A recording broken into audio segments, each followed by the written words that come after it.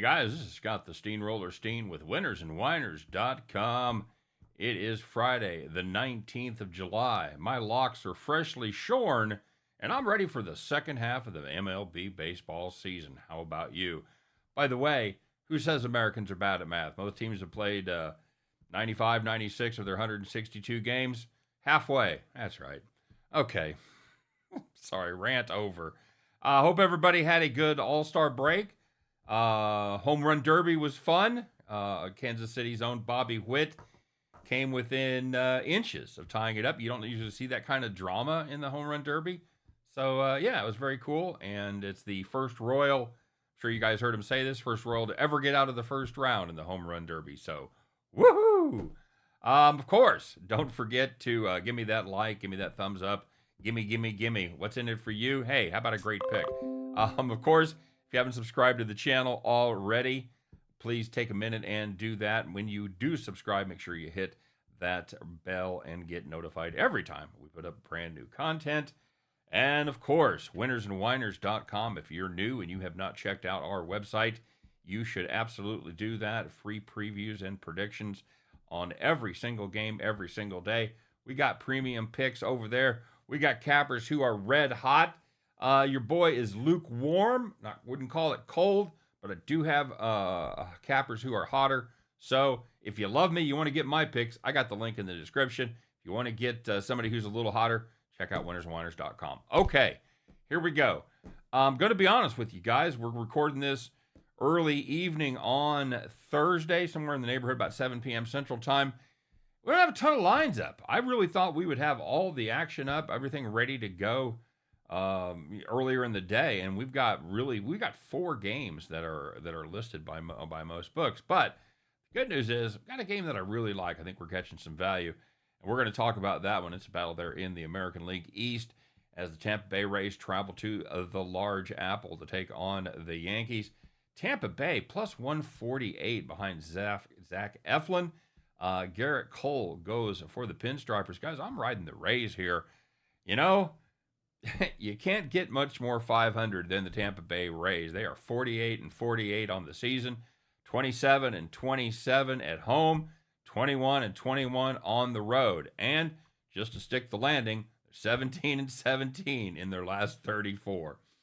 Yeah, Mr. 500 right there. They played decent ball. They've played 3 series against the Yankees. They've won 1 of them. Yankees took 2 or 3 in the other 2. But Eflin was outstanding in his 1 start against the Yankees back in September.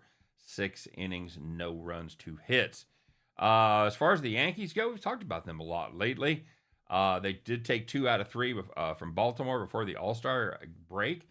And that was notable because it's the first series they've won since the 11th of June when they took 3 of 4 from, the Royals. Since that time, since beating the Royals 3 out of 4, they are 9-18 since then, scoring just 4.48 runs in that stretch, which is a full half run under their yearly average. But the main thing is the pitching has just not been there, giving up 5.55 runs per game.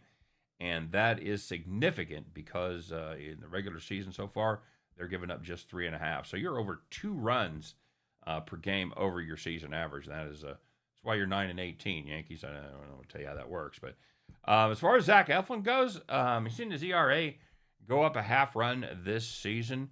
And while his whip is roughly the same, 1.1 to about 1.0, the reason is he's given up a lot more home runs. He's given up 13 homers in 17 starts this season versus 19 homers in 31 starts last year. Now, the good news for us, 8 of those homers came in the first 2 months, and his numbers since then have been pretty darn close to where they were last year. The Rays play good baseball for him, and they put good relievers out there to back him up. They've gone 8-2 in his last 10 starts, and in that stretch, Rays were just giving up 3.4 runs per game. Garrett Cole, well, it's been a bit of an nope. His season has been an enigma. He fought through the dreaded elbow inflammation in the spring. They thought TJ surgery was a real possibility. That didn't end up being the case yet. But he did make his first start on June the 19th. He's made 5 starts since then. Not great numbers. 5.40 ERA, 1.46 whip. And he's got, if you just look at his splits, you see he's got a lot better numbers at home, on the road as far as ERA and whip goes. But it could be a little bit deceiving because he does have a BABIP of 429 at home versus a much more normal 275 on the road. If you're familiar with BABIP, a lot of people will use it to solely determine the luck. BABIP, by the way, if you're new, if you haven't heard me talk about this, it's the batting average on balls in play. And generally speaking, the average should be somewhere around 280 to 290, depending on the season. A lot of people will say that's an indicator of luck. If your people are hitting 429 against you instead of 290, you're unlucky and you're due for some regression. And while I do agree with part of that, I also would posit that a high BABIP also comes from people making more high quality contact on the balls they put in play. So if you're driving it to the wall for a double versus a lazy pop fly to second base, I think that's the difference. So I guess where we're looking at the double switch here. So while his numbers at home can partly be explained by an unlucky BABIP, don't look at that high BABIP number as all just bad luck. Okay, I think the difference is somewhere in the middle there, guys. At the end of the day, I think Tampa Bay should absolutely be the underdog here. However, I don't think New York should be a favorite of plus 162, given the inconsistency of Garrett Cole and the way they've been playing lately.